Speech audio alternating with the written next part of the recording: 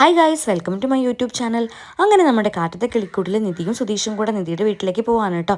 അങ്ങനെ കാറിൽ അവർ യാത്ര ചെയ്തുകൊണ്ടിരിക്കുന്ന സമയത്ത് പെട്ടെന്നാണ് രാജീവ് ഡ്രൈവറോട് കാറ് സ്റ്റോപ്പ് ചെയ്യാൻ പറയുന്നത്. സുധീഷ് പെട്ടെന്ന് ഞെട്ടുന്നുണ്ട്. എന്തായിരിക്കും പെട്ടെന്ന് ഇയാൾ കാറ് സ്റ്റോപ്പ് ചെയ്യാൻ പറഞ്ഞത്?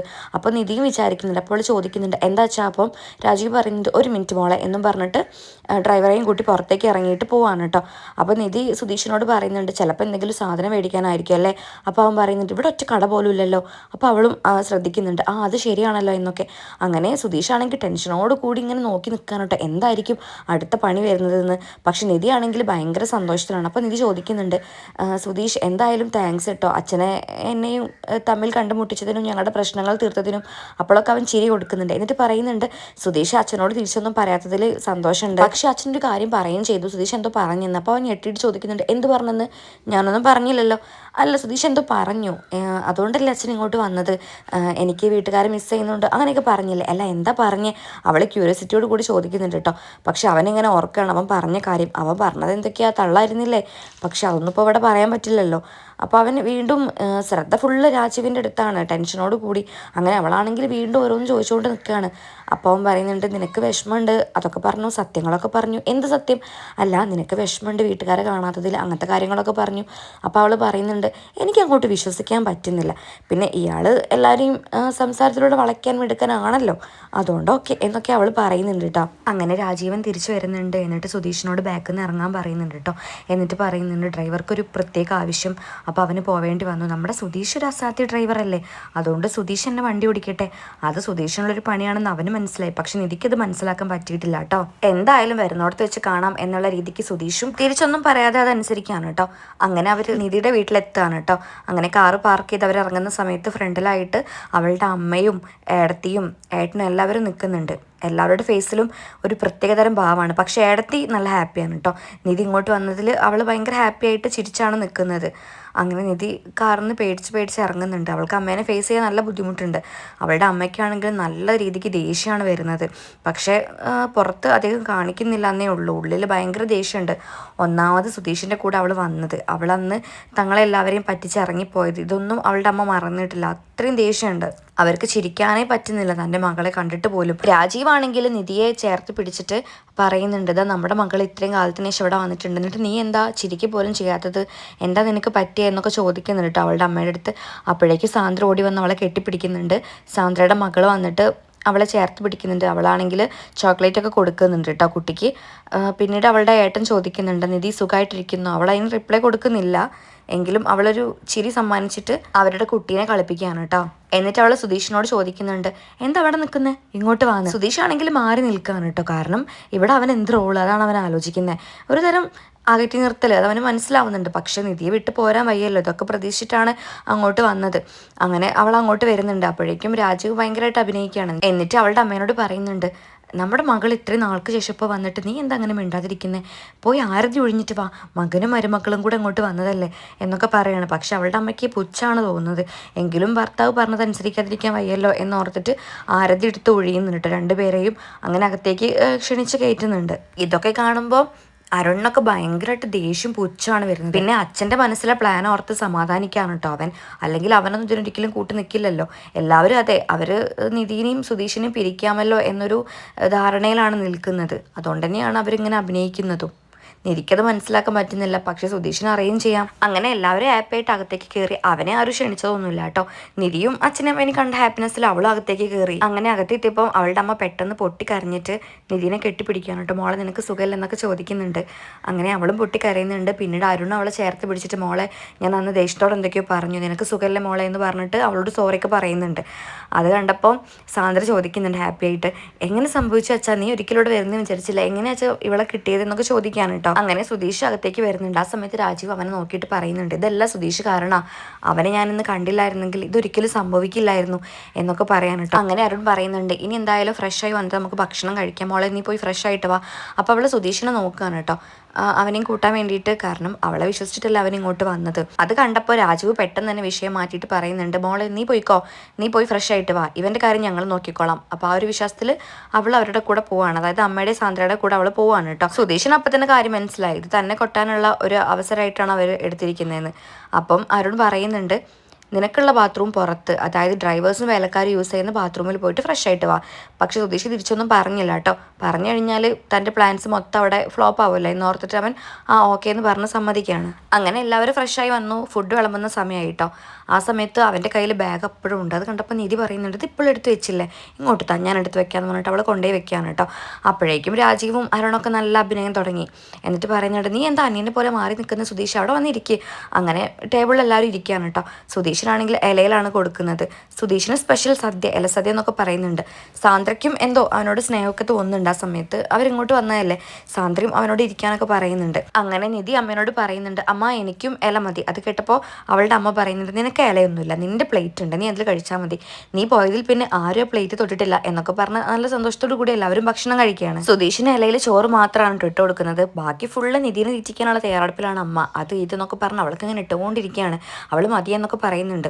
അപ്പോൾ രാജീവ് പറയുന്നുണ്ട്, അവൾക്ക് ഇഷ്ടമുള്ളതെല്ലാം അവളുടെ അമ്മ ഉണ്ടാക്കി വെച്ചിട്ടുണ്ട് സുധീഷ എന്നൊക്കെ പറഞ്ഞിട്ട് ഓരോന്ന് പറയണം. പക്ഷെ അവൻ ആരും മൈൻഡ് ചെയ്യുന്നില്ല. അതായിരുന്നു അവരുടെ ലക്ഷ്യം. അവൻ ആദ്യമൊക്കെ ഭയങ്കര ത്രില്ലിലായിരുന്നു ഇരുന്നത്. കാരണം ഈ ഒരു വീട്ടിൽ നിന്ന് ഇത്രയും എല്ലാവരുടെ കൂടെയും, അതും ഇത്രയും സെറ്റപ്പ് ഭക്ഷണമൊക്കെ നിധിയുടെ കൂടെ, താൻ സ്നേഹിക്കുന്ന പെൺകുട്ടിയുടെ കൂടെ കഴിക്കാൻ പറ്റുന്ന അവന് ഭാഗ്യമായിട്ടാണ് കാണുന്നത് കേട്ടോ. അവൻ അവസരം നന്നായിട്ട് മുതലാക്കുന്നുണ്ട്. പക്ഷേ വേണ്ടത്ര പരിഗണന പിന്നീട് അവന് കിട്ടുന്നില്ല. അവൻ വിചാരിച്ച പോലെ കിട്ടിയില്ല. നിധിനെ കഴിപ്പിക്കുന്ന തിരക്കിൽ അവൻ ആരും ഇട്ട് കൊടുക്കുന്നുമില്ല കേട്ടോ. അതൊരു മനഃപൂർവ്വമുള്ള അവഗണനയാണ്. അത് പിന്നീട് അവന് മനസ്സിലാവുന്നുണ്ട്. അപ്പോഴേക്കും നിധിയാണെങ്കിൽ ഭാഗത്തോരാതെ സുഭാഷ് ചേട്ടൻ്റെ കാര്യങ്ങളാണ് പറയുന്നത്. സുഭാഷ് ചേട്ടൻ ഇങ്ങനെ തന്നെ അമ്മ എന്തുണ്ടാക്കിയാലും ഒടുക്കത്തെ ടേസ്റ്റാണ്. ഞാനാണെങ്കിൽ പിന്നെ ചോദിച്ചുകൊണ്ടിരിക്കും, സുഭാഷ് ചേട്ടനാണെങ്കിൽ പിന്നെ ഇട്ടുകൊണ്ടിരിക്കും. അതൊന്നും അവർക്ക് അത്ര ദഹിക്കുന്നില്ല കേട്ടോ. പിന്നെ അവളെ പെണക്കണ്ടെന്ന് വെച്ചിട്ട് അവരതിനെ ചിരിച്ച് സപ്പോർട്ട് ചെയ്യുന്നേ ഉള്ളൂ. അവൾ വീണ്ടും പറഞ്ഞുകൊണ്ടിരിക്കുകയാണ്, ഞണ്ട് കറിയൊക്കെ വെച്ച് കഴിഞ്ഞാലേ വിരൽ കടിച്ചു പോകും. അതും കൂടെ കേട്ടപ്പോൾ അവളുടെ അമ്മേൻ്റെ ഫേസ് നന്നായിട്ട് മാറുന്നുണ്ട് കേട്ടോ. ദേഷ്യം ഇങ്ങോട്ട് വന്നിട്ട്. സുധീഷ് ആണെങ്കിൽ പച്ച വറ്റും വാരി പെറുക്കി നിൽക്കുകയാണ്. കാരണം ആരും കറിയൊന്നും കൊടുക്കുന്നില്ല. ആ കറികൾ എടുത്ത് കഴിക്കാൻ അവനോട്ട് ധൈര്യമില്ല. പിന്നെ എന്തെങ്കിലും കേൾക്കേണ്ടി വരുമെന്നാണ് അവൻ ചിന്തിക്കുന്നത് കേട്ടോ. നിധി പറഞ്ഞു കഴിഞ്ഞപ്പോൾ രാജീവൻ പറയുന്നുണ്ട്, അതല്ലെങ്കിലും അങ്ങനെ തന്നെയല്ലേ, ദിവസക്കൂലിക്കാർക്ക് പിന്നെ കിട്ടുന്നത് അപ്പല്ലേ, അതുകൊണ്ടായിരിക്കും ഇത്രയും മീനും ചിക്കനും ഒക്കെ. അത് കേട്ടപ്പോൾ നിധിയുടെ ഫേസൊക്കെ മാറുന്നുണ്ട് കേട്ടോ. അവൾക്കത് ഇഷ്ടപ്പെട്ടില്ല. സുധീഷിൻ്റെയും മറിച്ചല്ല, അവനും ഒരു തരം ദേഷ്യമൊക്കെ വരുന്നുണ്ട്. എന്നിട്ടോ അവർ വീണ്ടും അവഗണിച്ചുകൊണ്ട് നിൽക്കുന്നതാണ് സുധീഷിനെ. നിധിക്കാണെങ്കിൽ ഒരു ലോഡ് കറികൾ ഇങ്ങനെ ഇട്ടുകൊണ്ട് കൊടുക്കുക. അതിൻ്റെ ഇടയിൽ രാജീവ് പിന്നെ പറയുന്നുണ്ട്, ഹേമേ സുധീഷിനെ മറക്കല്ലേ കേട്ടോ, അവനും ഇട്ട് കൊടുക്കേ, എന്നിട്ട് ചിരിക്കുന്നുണ്ട്. അങ്ങനെ സുധീഷിന് കാര്യം പിടികിട്ടി. ഇത് തന്നെ മനഃപൂർവ്വം നാണം കെടുത്താനുള്ള ഫാമിലി പ്ലാൻ ആണെന്ന് അവന് മനസ്സിലായി. അങ്ങനെ സൈ ഇട്ട് അവർക്ക് തിരിച്ച് പണി കൊടുക്കണമല്ലോ എന്നുള്ളൊരു വിചാരത്തിൽ അവൻ എന്ത് ചെയ്തു, എല്ലാ കറികളും ഒറ്റയ്ക്കെടുത്ത് അങ്ങോട്ട് കഴിച്ചു. അത് നല്ല കോമഡി ആയിരുന്നു. ആ ഒരു നീക്കം ആരും അങ്ങോട്ട് പ്രതീക്ഷിച്ചില്ല കേട്ടോ. കാരണം അവനെ നാണം കെടുത്താനായിട്ടാണല്ലോ അവിടെ വന്നിരുത്തിച്ചത്. പക്ഷേ അവന് വേണ്ട കറികളെല്ലാം എടുത്ത് സൂപ്പറായിട്ട് ആസ്വദിച്ച് ഭക്ഷണം കഴിച്ചു. കൂടെ തന്നെ അവരെല്ലാവരെയും പുച്ഛത്തോടെ നോക്കുന്നുണ്ട്. സുധീഷിന്റെ പ്രവൃത്തിയിൽ നിധി പെട്ടെന്ന് ഷോക്ക് ആവുന്നുണ്ട് കേട്ടോ. പിന്നെ അവൾക്കും കാര്യം മനസ്സിലായി. അപ്പോൾ അവളും ചിരിക്കാൻ തുടങ്ങി. അതും കൂടെ കണ്ടപ്പം അവൻ ഹാപ്പിയായി. അവൻ പിന്നെ വയറ് നിറച്ച് നല്ല രീതിക്ക് എല്ലാ കറികളും കൂട്ടി ഭക്ഷണം കഴിച്ചു. ആ സമയത്ത് സാന്ദ്ര ചോദിക്കുന്നുണ്ട്, അല്ല സുധീഷൊന്നും മിണ്ടുന്നില്ലല്ലോ. അപ്പോഴും അവൻ മൈൻഡ് ചെയ്യുന്നില്ല കേട്ടോ. അവൻ നല്ല ഫുഡ് അടിയിലാണ്. അപ്പോൾ രാജീവ് പറയുന്നുണ്ട്, അവൻ ആസ്വദിച്ച് കഴിക്കല്ലേ, അതിലൊരു കുത്തലുണ്ടായിരുന്നു. പക്ഷെ സുധീഷ് അത് മൈൻഡ് ചെയ്യാൻ പോയില്ല കേട്ടോ. പിന്നീട് ഭക്ഷണം എല്ലാം കഴിച്ചു കഴിഞ്ഞ് ഹാളിൽ നിന്ന് വെള്ളം കുടിക്കായിരുന്നു സുധീഷ്. അപ്പോഴാണ് രാജീവിൻ്റെ അരുണിൻ്റെ സൗണ്ട് കേൾക്കുന്നത് കേട്ടോ. അപ്പോൾ അവൻ പെട്ടെന്ന് അവിടെ നിന്ന് സ്കൂട്ടാവാൻ നോക്കുമ്പം അവനെ വിളിച്ചു. എന്നിട്ട് പറയുന്നുണ്ട്, അല്ല മരുമകനെ, നീ എങ്ങോട്ടായി പോകുന്നേ, നമുക്ക് കുറച്ച് സംസാരിച്ചാലോ. അത് കേട്ടപ്പോൾ അവൻ പറയുന്നുണ്ട്, ഏയ് വേണ്ട നിങ്ങൾ സംസാരിച്ചോളൂ. അല്ല അതല്ലല്ലോ അതിൻ്റെ ശരി, നീ ഇങ്ങോട്ട് വാ.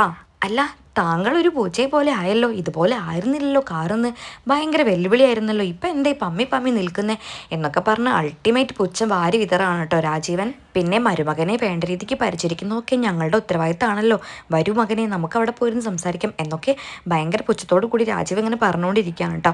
സുധീഷിൻ്റെ ഫേസ് ആ സമയത്ത് തന്നെ മാറുന്നുണ്ട്. അവന് ദേഷ്യം നന്നായിട്ട് വരുന്നുണ്ട്. കൺട്രോൾ ചെയ്ത് നിൽക്കാമെന്ന് മാത്രം.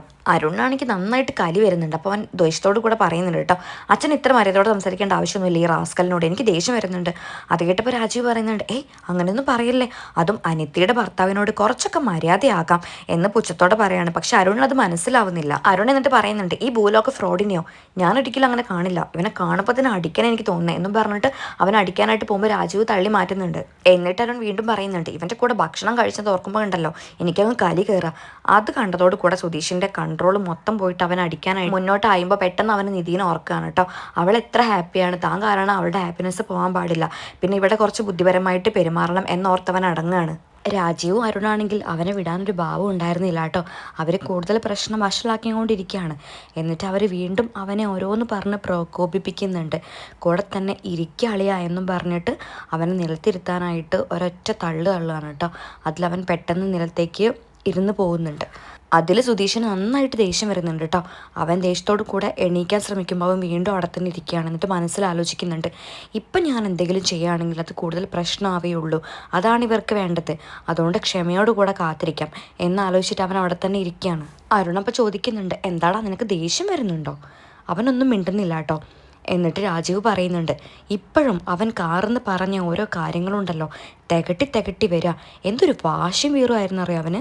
ഇവൻ എന്നെ സ്നേഹം എന്താന്ന് പഠിപ്പിക്കായിരുന്നു എന്നൊക്കെ രാജീവ് പറയുമ്പോൾ അരുണ് ഒരു തരം പുച്ഛത്തോടു കൂടിയും അഹങ്കാരത്തോടു കൂടിയും തലയാട്ടിയിട്ട് സുധീഷിനെ കളിയാക്കുന്നുണ്ട് കേട്ടോ. സുധീഷാണെങ്കിൽ എന്താ പറയുക, വല്ലാത്തൊരവസ്ഥയിൽ അവിടെ ഇരിക്കുകയാണ്. പ്രതികരിക്കാനോട്ട് പറ്റുന്നില്ല, പക്ഷേ ഇവരുടെ ഈ അഹങ്കാരം കണ്ട് നിൽക്കാനും പറ്റുന്നില്ല. എന്തായാലും നിധിക്ക് വേണ്ടിയിട്ട് വന്നതാണ്, അപ്പോൾ അത് സഹിക്കാം, അത്രേ ഓർത്തവൻ അവിടെ ഇരിക്കുകയാണ്. രാജീവ് വീണ്ടും പറഞ്ഞുകൊണ്ടിരിക്കുകയാണ്. എന്നിട്ട് പറയുന്നുണ്ട്, ഇത്രയും കാലം നമ്മൾ വളർത്തി വലുതാക്കിയവളില്ലേ, അവളെ നമ്മൾ എങ്ങനെയാണ് നോക്കേണ്ടത് എന്നൊക്കെയുള്ള രീതികൾ അവനെനിക്ക് പറഞ്ഞു തരുമായിരുന്നു. ഇതൊക്കെ കേട്ടിട്ട് അരുൺ പുച്ഛിക്കുകയാണ്. പിന്നെ നിനക്ക് കേൾക്കണോ അവൻ പറഞ്ഞ കാര്യം?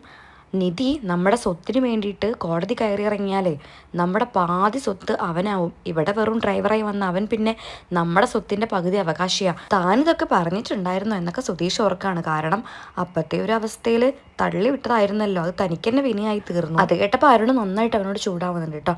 എടാ നിനക്ക് ഞങ്ങളെ സ്വത്ത് വേണടാ എന്നൊക്കെ പറഞ്ഞ് അവനെ ഷൗട്ട് ചെയ്യുന്നുണ്ട്. എന്നിട്ട് അവൻ്റെ അടുത്ത് ഇരുന്നിട്ട്, നിനക്കെന്താടെ ദേഷ്യം വരുന്നുണ്ടോ, എന്നെ അടിക്കാൻ തോന്നുന്നുണ്ടോ?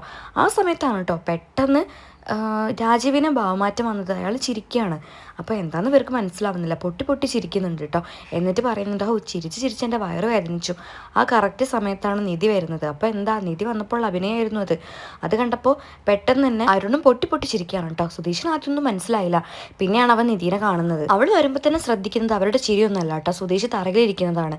അത് അവൾക്ക് സഹിക്കാൻ പറ്റിയില്ല. അപ്പോൾ അവൾ ചോദിക്കുന്നുണ്ട്, എന്താ നിങ്ങൾ തറയിലിരിക്കുന്നത്? അവളുടെ ചോദ്യം കേട്ടപ്പോൾ രാജീവ് പെട്ടെന്ന് തന്നെ പറയുന്നുണ്ട്, സുധീഷ് പണ്ടെങ്ങോ അഭിനയിച്ചൊരു നാടകത്തിനെ പറ്റി പറയായിരുന്നു, അത് അവൻ ഒന്നും കൂടെ അഭിനയിക്കായിരുന്നു. എന്താ രസം, ചിരിച്ച് വയ്യാണ്ടായി. ദരിദ്രവാസിയായിട്ടുള്ള ഒരാൾ ധനികനായ ഒരാളുടെ വീട്ടിൽ പറ്റിക്കാൻ കയറുന്നതാ എന്നൊക്കെ പറയുന്നുണ്ട്. അപ്പോൾ സുധീഷും ഒരു ഫേക്ക് ചിരിയൊക്കെ ചിരിക്കുന്നുണ്ട്. അത് കേട്ടപ്പോൾ നിധി പറയുന്നുണ്ട്, അതെയോ, എന്നിട്ട് എനിക്കറിയില്ലല്ലോ, സുധീഷ് അഭിനയിക്കോ? അത് കേട്ടപ്പോൾ അരുണും സുധീഷിനൊരു അടി കൊടുത്തിട്ട് പറയുന്നുണ്ട്, അഭിനയിക്കുമെന്നോ, അസാധ്യ കലാകാരനല്ലേ? അപ്പോൾ രാജീവും പറയുന്നുണ്ട്, ഓ ചിരിച്ച് എനിക്ക് വയ്യ, സുധീഷ് നീ എണീറ്റ്, മതി നിന്റെ അഭിനയം, എന്ത് രസമായ, എന്ത് കോമഡിയാ.